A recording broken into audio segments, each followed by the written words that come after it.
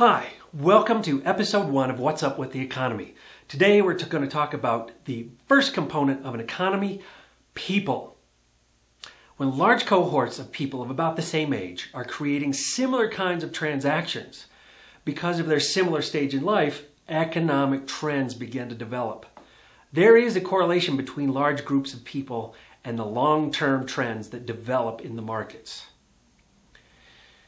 In the next 10 minutes or so, we're going to look at the population and how it affects GDP and stocks and what we may be seeing now or in the near future.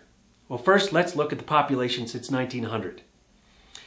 This chart indicates a 14% annual average population increase for 100 years. And now, 316 million is a lot of people. Where do they all come from?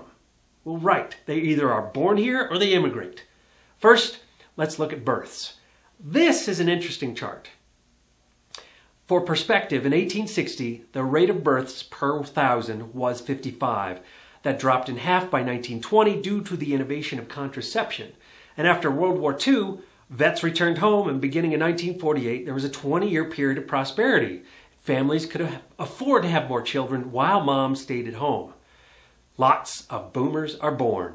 By the early 70s, it's more difficult to raise families in a period of high inflation, and women enter the workforce in order to maintain the same lifestyle as their parents. Birth rates decrease. Well, who has time to properly raise children when both parents are working anyway? We see that there was a small spike in the 90s. Those would be the millennials now in their mid-30s. So, now, in sensible modern times, the birth rate per 1,000 is down to 13. That means that one couple out of 38 is having one child each year. But look at births. Although the birth rate is declining, the number of births are going up. You can see in this chart the births of the 20s, the boomers born in the 50s, the millennials born in the 90s. In the last several years, the rate of births is only 0.5% greater than the rate of deaths. But our population has been growing by about 0.8% per year. This graph may explain some of that.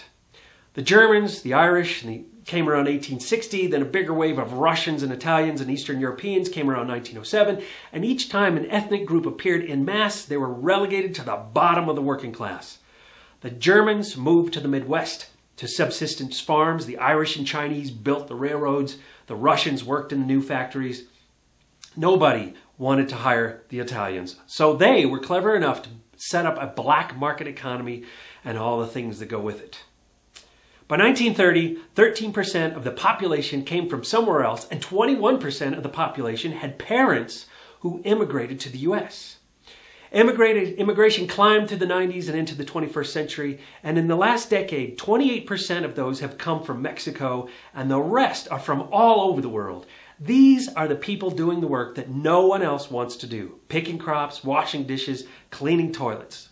We are once again at a place where 13% have come from somewhere else. Well, this could be a good thing for the GDP, since over 80% of those immigrants are of the age between 15 and 64. According to a paper in the Financial Analyst Journal written by researchers Rob Arnott and Dennis Chavez in 2012, certain ages have a positive or negative effect on gross domestic product. So let's first define GDP as the cumulative spending on final goods and services by households, spending on new equipment, buildings, goods, and services by business, government spending for salaries of public servants, and final purchase of goods and services. The net plus the net difference between exports and imports. As a positive GDP is an indication we are raising our standard of living from what we learn. At one time, indoor plumbing, cars, phones, computers, and cell phones were novelties. Now, we cannot be productive without them. Our standard of living relies on earlier innovations. Well, Arnett and Chavez found that those between the ages of 15 and 54 have a positive effect on GDP because they are producing through labor and innovation. Young adults are the drivers of GDP growth through process of acquiring experience. They're working harder, getting paid less, in hopes of greater payoffs later. There is an efficiency in their youthful energy and the visions of a hopeful future. So our contribution to GDP growth peaks at about age 30 and then it begins to decline. We may be more productive in our 40s and 50s, but our productivity growth is finished. After age 60, we begin to subtract from GDP. People who are under the age of 15 and over the age of 54 have a negative effect on GDP because they are simply not adding productive value. Children are consuming and going to school, as they should be. Of course, once retired, our contribution to GDP is negative since we are no longer innovating or producing. Here is the population by decade broken down by 3 age groups relative to the GDP growth. The green line is adding to the GDP growth, and the red and blue lines are subtracting from GDP growth. 1940s show the highest percent of productive people. And this was the generation that was born in the 20s. Then came the boomer generation, coming of age in the 80s and 90s.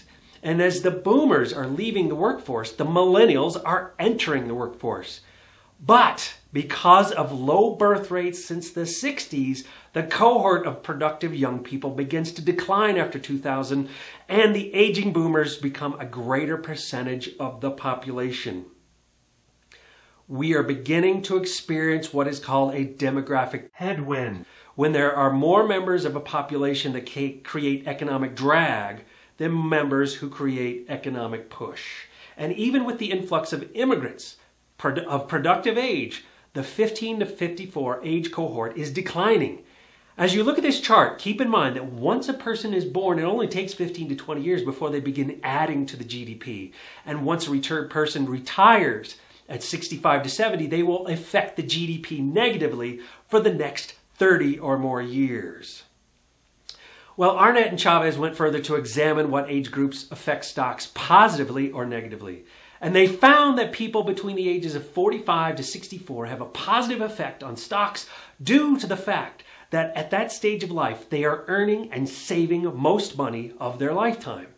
So anyone younger than age 45 is spending most of their income on student loans, supporting a family, starting a business, buying a house, sending their kids to college, and all of those costly things that working families do. While spending adds to the GDP, saving and investing adds to the growth of stocks. Those over the age of 64 are selling their stocks and buying bonds as begin to carefully spend down their savings. So in this chart, you can see that the number of people that will positively affect the stocks is on the rise, the green line. This could be good, but notice that the over 65 group is increasing, and look how rapidly the under age 65 group is decreasing. This means that the increase in the 45 to 64 age group is not going to last much past 2030. But for now, as the majority of boomers exit their 60s in the next decade, the millennials will be entering their 40s. This overlap increases the number of people of an age that could affect stocks positively. Within these two groups, we are talking about 50% of the U.S. population. That is a significant driving force. We may be entering an era of economic and stock growth, but are we? Well, here's why this is important for you. Remember this chart from last month. As we can see, there is a correlation between large population cohorts and long-term growth trends.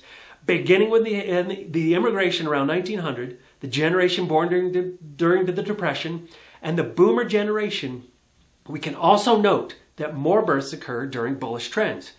Maybe people feel they can afford larger families. But we have been in a sideways trend for 15 years, and just now are we beginning to see a return of the principal lost after 2000. The 15-year average of the S&P 500 is about 2.5%. The demographics indicate that we could be entering a period of growth, but there is a headwind of aging population that will push against that productivity. So, if the millennials, who are 26% of the population, have the earning power as they reach their mid-40s, they should be able to send the economy securely into a long-term growth trend. That is, if they have the earning power to save and invest a significant portion of their income while living a quality lifestyle. That earning power depends on the quality of jobs this country offers and the compensation for those jobs. Without that, we may continue to experience a flat market with lots of volatility for years to come. Now that we see who the population is and what effect they can have on the economy, in the next episode, we're going to look closer at the group of people who are working and can have a positive effect on GDP and stocks. We are going to examine the second component of an economy, transactions, and how one person's spending is another person's income. Well, thank you for watching. Please pass this on to anyone you know who spends a lot of time watching CNBC and the like. They might appreciate it. All the best.